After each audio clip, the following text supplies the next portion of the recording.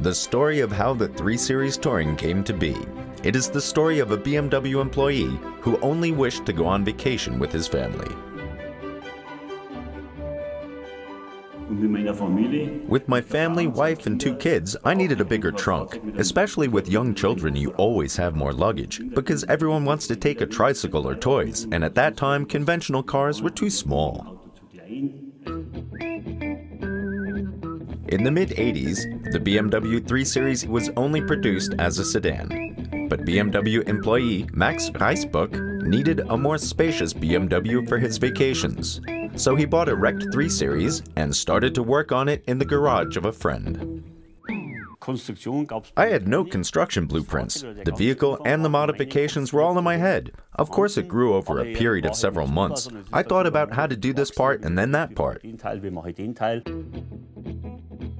In order not to exceed his budget of $13,000, Max Reisbuck only used precast elements and welded them together.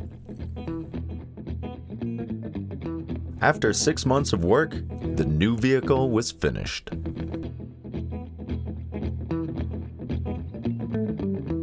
The main alteration was actually this pillar.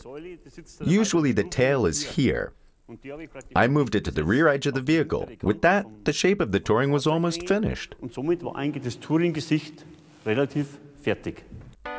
To test how people would respond to it, he showed the Touring to his friends. Since their reaction was very positive, he dared to present it to his BMW colleagues. First they were curious, then they were amazed, and finally they loved it. The board was impressed. Then BMW took over my car, and 3 years later, the first 3 Series Touring went into production with minimal changes.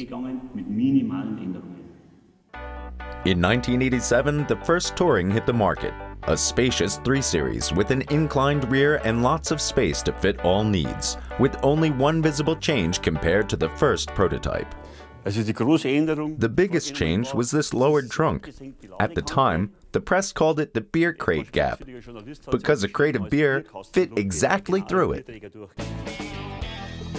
BMW now successfully offers Touring variants in most editions. This is in part thanks to a man who only wanted to create space for his daughter's tricycle. I can now say it was the birth of the first lifestyle Touring. The timing was perfect, the design was perfect, and surely I'm very proud of it. An inclined rear and plenty of space for the family. Reisbuck's fundamental ideas can still be found in the Touring of today.